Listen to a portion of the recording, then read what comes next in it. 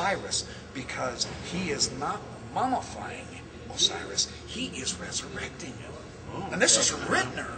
So the role of Anubis as the mummifier, which is what the 1912 guys, I don't dare call them Egyptologists, because Nibley showed they really weren't, you know. Right. Spalding cheated like crazy on that one. It's a great study. But Rittner's now come out and said the role of Anubis is a role of a resurrector. And I thought that threw new, interesting ideas. I'm going to be doing some YouTube videos. Yeah. I'll let you know. And of course, you know, the head is cut off on and it drawn is in. On the man. And so some will argue that it's supposed to be Anubis. And John Gee actually is fine with that. I mean, we're getting more okay with it being Anubis. Yes. It's not that it's wrong to have a priest there either, because you can find that as well. Well, he showed that wonderful bald-headed priest study. That's right. That was really cool. I thought that was one of his better articles. That's right. Yeah. But Anubis, you know, Lanny Bell also has a new article out, and I can't remember. Did John show you that article? I've got to get it. Yeah, Lanny Bell's good too. Yeah. No, I haven't seen it. And he also gets into the fact that Anubis as a resurrector as well. Yeah, there's more roles than just one. And that's why the leg is up, you know, and the arms are kind of up like this. I've looked in Gardner's grammar, and I've looked in. Gee told me to get that concise grammar by Faulkner, and I did. But that's actually one of the hieroglyphs for prayer, for an invocation or a supplement for help. Is that accurate? I think it is. That's kind of an interesting coincidence, because we're talking about the prayer of Abraham here with the Apocalypse and the Testament and all that jazz. I don't know how modern Egyptologists. I think they don't seem to totally agree with each other on some of this, and so. No, they don't, and that's the other thing. Yeah, we're not done yet. No, we're not. Just because we have questions doesn't mean you can't have faith. That's right. I've told folks before, look, I don't have all my ducks lined up in a row. There's still issues with the Book of Mormon. There's issues with the Doctrine and Covenants. Right. There's issues with Joseph Smith and all that. This is life. Yes. You know, I was just in BYU's bookstore this morning. There are 2 bookcases, plural, on Mesoamerican studies. 100,000 pages of written material that I didn't see there last year when I was here to the conference. I could have blown $10,000 on Mesoamerican materials. I'm so mad at myself. My wife's happy. Next time I'm going to bring 5 paychecks, but I'm just shocked at all the new information. Mike Coe's new book is out. There's some new books on the language, on how to write the Mayan hieroglyphs, the new temples and tombs from the Mesoamerican context. Shelves and shelves of new books. That's right, yeah. I can't afford them for one thing, and it'd take me a decade to read them for another thing. It's disgusting how far behind I've gotten in 1 year, and I'm reading like crazy.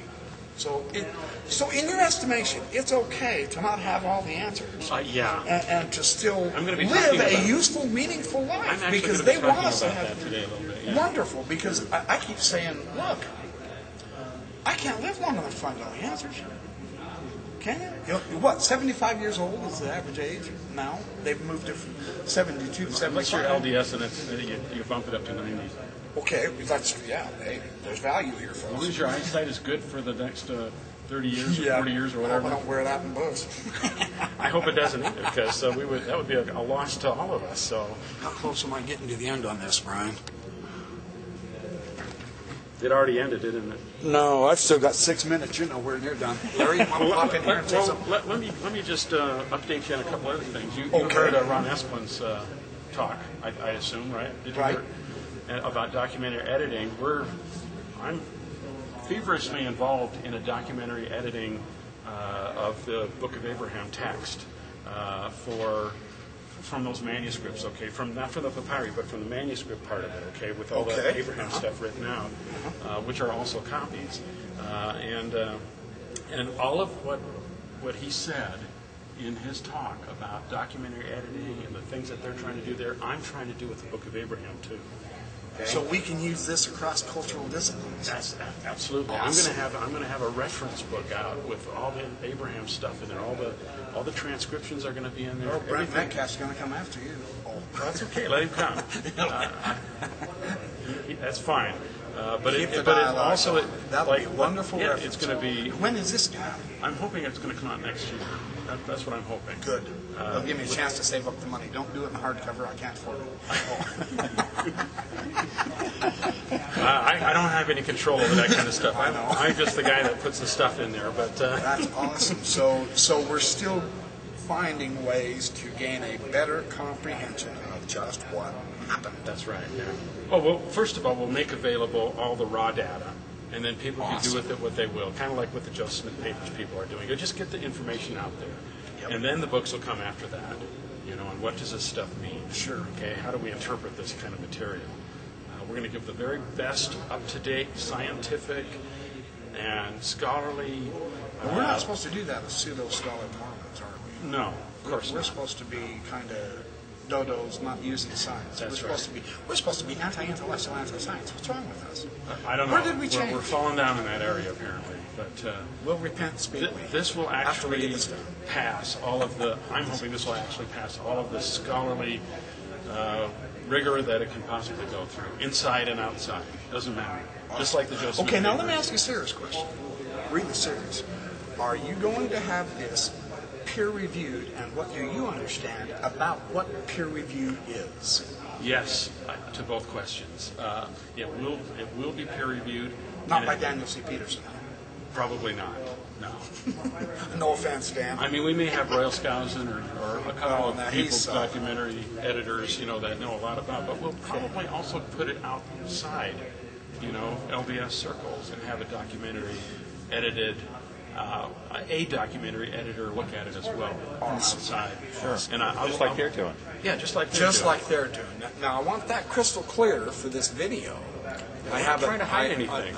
We have nothing to hide. We're trying to explore also. You folks criticize us about the peer review process. We are trying to do the peer review process. Absolutely. That's great news. And just like Ron Esplin says, we're going to publish this thing warts and all.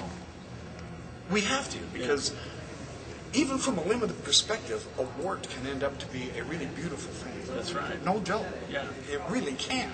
Yes. But if you try to excise it and take it out, see, hey, we could just destroy all this junk. If we were really trying to hide something, we wouldn't be. Brian and John Gee and these other scholars wouldn't possibly be trying to work on it and publish it and have a peer review. This is why I'm telling you, critics against the Book of Abraham, you have to be patient too. I mean, this involves a lot of work. Oh, I've looked at the Papyri. It's not easy to just look at and read and figure out inks. I know John's been discussing inks and which was written first and what overlaps and what doesn't. I mean, can we even read it yet? Have any of you guys tried to study Egyptian? I learned the alphabet a couple years ago. That's about as far as I got. I got the hieratic, and it looks like chicken scratch. It's terrible. It's as bad as Arabic. That's why I went to Hebrew. Hebrew and Greek is easier to understand. Oh, absolutely. Absolutely. That's awesome. So yeah. So we have some wonderful new materials to keep looking forward to coming out. Absolutely, yes. And then I'm hoping after the Book of Abraham stuff, I want to do the Egyptian stuff. So the Egyptian papers. Okay, now the so-called Kirtland Egyptian papers. This will be in the Book of Abraham Studies series. When you talk about the Kirtland Egyptian papers, you have to remember that you have. It's been a kind of an umbrella term. Mm-hmm. It has, right. Where you do have some Kirtland papers and you have some Nauvoo papers. And so you have to kind of be careful with that a little bit. But all of the strictly Egyptian stuff, all the grammar, all the alphabet stuff that Joseph Smith or whoever it was produced back in those days, those are all out of the Kirtland period. So you can call those Kirtland Egyptian papers, but all of the Book of Abraham manuscripts that have the Book of Abraham stuff on it, the text, Yeah. 3 out of 4 of those come from Kirtland, the other one comes from Nauvoo. So they're not all Kirtland, and they're not all Egyptian. This happened over a period of time then. Yes. Back then also. That's right, from 1835 probably all the way to 1842. We've got. And Ron Rhodes is really good at reading the Egyptian stuff too. Michael Rhodes? Or Michael Rhodes. I meant, Yeah. not Ron. Sorry, Michael. Whoa, that was a low. Yeah, Michael Rhodes can read Michael it. Rhodes. So we've got Michael Rhodes and you and John Gee and. But I'm not really an Egyptologist. I'm a manuscript documentary editing kind of guy, and so I'm more. But that's as vital as any of it. Yeah. It's cool to see an interdisciplinary study coming together to put as much stuff together. That's right. For an impact to help us understand as we can possibly get. That's what we're trying to do. That's what I've been contending. You guys claim we're brain dead Mormons. I claim we're brain brilliant Mormons. He is anyway. Larry here is. He won't come on camera. He's camera shy. So. but he's laughing over there. So Hey, Dad, this is Larry Morris, by the way, in case my dad watches this. Well, that's Yeah, what he says hi. That's what I came to ask you about. Oh, my dad? Well, yeah, about Okay, your well, let me family. turn the camera on. Thank you, Brian. Hey. I really, really appreciate it. look at that.